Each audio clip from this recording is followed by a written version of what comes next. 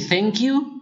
After collecting and analyzing the data, I got 5 types of errors and variations. The first one is spelling errors, another is lexical errors, another one is grammatical errors, another one is local variation, and the other is semiotic variations. Let us first start with spelling errors. Okay, when I took photo on a mini funds that I got, it is clearly stated there, simple but strong. Unfortunately, the writer used BAT, not BUT. So it's a spelling error. Now, as the word BUT is pronounced as BAT by using open mid back unrounded vowel, then it is easily considered as bad. Now, it is a kind of adaptation that is phonemically driven, which is mainly caused by perceptions of either Bahasa Indonesia or Kupang Malay variety. You need to remember that in Indonesia, in Bahasa Indonesia or in Kupang Malay, there is no sounds A that is written as U. No. That is why as Kupang Malay speaker or Bahasa Indonesia user, as a Bahasa Indonesia speaker, we cannot think in that way. That is why BUT becomes BAT. Now, 5 sister. The correct form of this is 5 sisters. Look, the appearance of H phoneme makes the word sister more attractive than sister. Look, however, in sister aesthetic presence, it neglects the grammatical rule in which there should be s, suffix s, in the end of the word sister. Why is it happen? It is because what Stephen Krashen said as a substitute utterance initiator. As the user or the performer of the writing on the Bemos didn't know English, he or she back to or used his knowledge on Indonesia and put them, and he hopes that it will create a kind of aesthetic show on the Bemo. Next, 3.2 lexical errors. Look, I can't sleep alone anymore, need someone here with me. This is a kind of lines taken from a song entitled Nightmare, sang by Matthias Senker. The correct form of this line is, I cannot sleep anymore, I need you here with me, or I need someone here with me. Look, alone is considered as alone. And although we know that it is possible that the person did misinterpret the word, it is also true that there might have been a nasalization process that possibly triggered this fact. What does it mean? I mean, there is a kind of phonological rule that can be drawn dealing with this kind of phenomena. And the phonological rule is an alveolar nasal becomes a velar nasal in the environment when the alveolar nasal exists after consonants and a consonants and a vowels inside a syllable. Look, next, don't leave me alone. The correct form of this is, don't leave me alone. Why is it happen? Well, it is quite difficult for us foreigners to distinguish between leave and live, because basically they are almost similarly pronounced if the person knows English. Unfortunately, the person doesn't know English, and he or she just interpret, oh, it should be leave, not leave, and that's why the mistakes appear. Okay, now let us talk about grammatical errors as the third errors that I found during my research.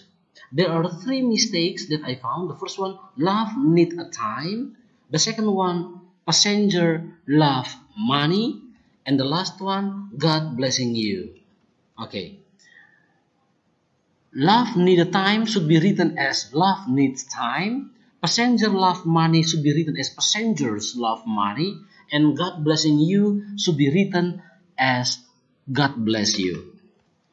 The three mistakes above are mainly due to lack of bound morphemes in the final positions of either verbs or nouns. Why? Once again, according to Stephen Krashen, a substitute utterance initiator. It means that this condition exists when a user acquires a target language imperfectly. Therefore, he or she may substitute the expressions into his or her first language as the utterance initiator. In the context of Kupang Malay as the first language of the performers, the substitutions like this example above appears when it is shown that first, the owner of the minivans might not have strong English background. Second, either the driver or the assistant might not have robust English background. And the last one, the performer or writer of the expression might not have strong English background. As the result, they substitute the way English nouns and verbs behave into the way Kupang Malay nouns and verbs do. Next, local variations. The first local variations that I got is Bahodeng is come back. Actually, Bahodeng is come back should be written as Bahodeng comes back or Bahodeng is back. Look, Bahodeng is taken from Kupang Malay and is come back, of course, is an English verb phrase. In Kupang Malay, Bahodeng means being dressy or being swanky. The sentence is grammatically incorrect as there is a to be or copula between the subject and the verb, which also means that there is a kind of grammatical redundancy. The second one, the data that I got on local variation, the second one is Fafitic community. Fafitic is taken from Rottennese language and community is an English language. In daily use, Fafitic is understood as Fafitic. This is daily or common writing of Fafitic. And Fafitic means to act like a busy person. When Fafitic and community are combined together, they create meanings that is a group of people who make themselves busy, so other people respect them for what they do. Next, Cewek Bluetooth. What does it mean, Cewek Bluetooth? Cewek is a local pronunciation for Cewek. Cewek means girl, and Bluetooth, of course, is an English word. Bluetooth means a way of changing data wirelessly over short distance, while Cewek as a girl. Nothing to worry about that. Now, when Cewek is combined with Bluetooth, they create pejorative meaning. It's a pejorative meaning. So what does it mean? Cewek Bluetooth is a girl whose pictures or videos can be accessed using Bluetooth from a mobile phone to others. The last type of variations that I got from a data is semiotic variations.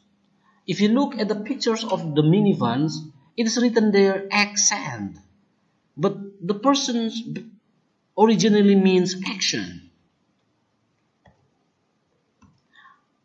Roland Barthes, in his theory, talk about discontinuity. What does it mean?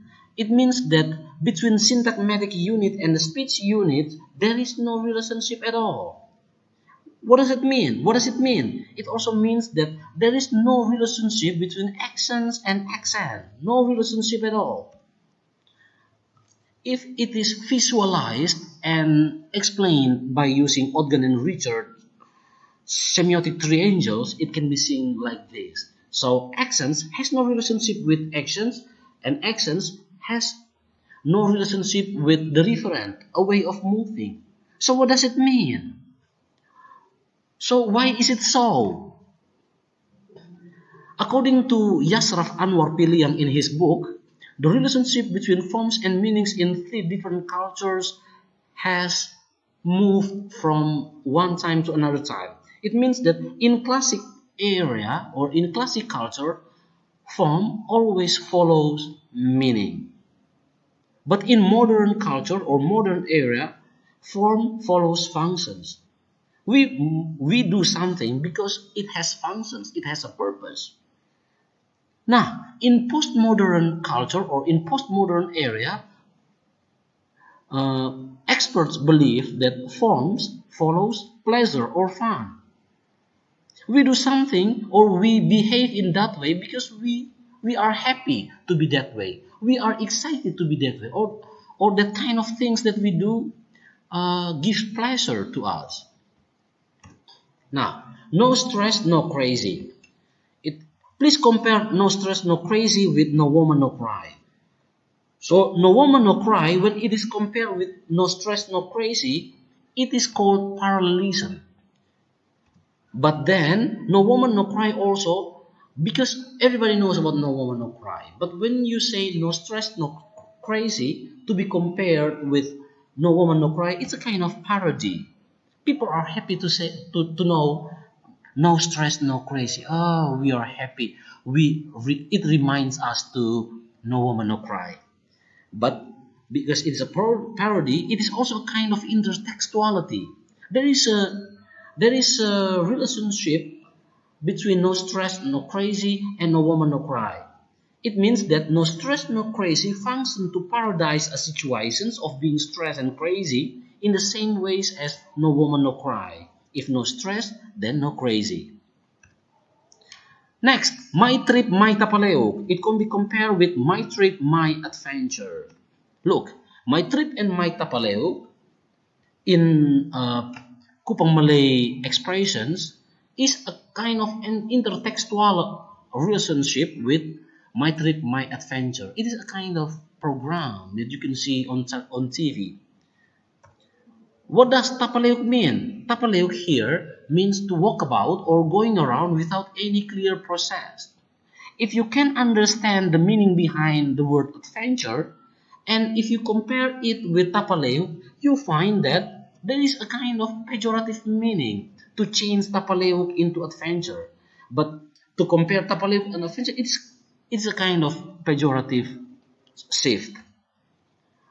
Okay, after I assess the data and after I analyzed all the things that I found, there are a number of conclusions that can be drawn. The first one, of course, 3 errors and 2 variations found in Kupang City's mini funds, English usages. The second one, there are some overlapping characteristics dealing with the types of the examples. What does it mean? It means that the first, like Five Sisters. Five Sisters doesn't contain spelling errors but also grammatical errors. The second one, Bahodeng is come back doesn't only contain local variation but also grammatical error. No stress, no crazy doesn't only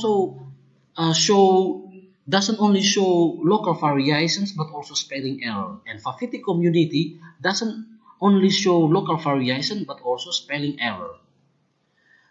The third conclusion that can be drawn is like or dislike, Kupang people have highly positive attitude toward English. It is indicated by first, the use of English in public spaces regardless whether or not they are accurate. The second one, they consider the ability to express something in English is connected to intelligence, prestige, or superiority. Now, sometimes I have some in my mind that I ask myself, does it show a kind of new style of English that exists in Kupang? Or can we call it Kuplish, Kupang English? Well, after assessing sometimes, it should be honest that it is quite far to confidently state that people of Kupang are currently developing a new style of English in their daily communication, which can be reflected from the expressions which are shown on the minivans. However, rest assured that Kupang people are passively innovating a typically new style of code switching, which is a combination of local vocabulary and English words. Thank you so much for your readiness, for your will to watch this video till the end. Thank you. Terima kasih. Muchas gracias. I know that I know that this kind of presentation is not a perfect one. Sometimes in the middle of my presentations, I told something wrong or my analysis is not suitable to what you expect before. From deep inside my heart, In Malay expressions, I would like to say Papa minta maaf. Okay. Thank you so much. That is the end of my presentations.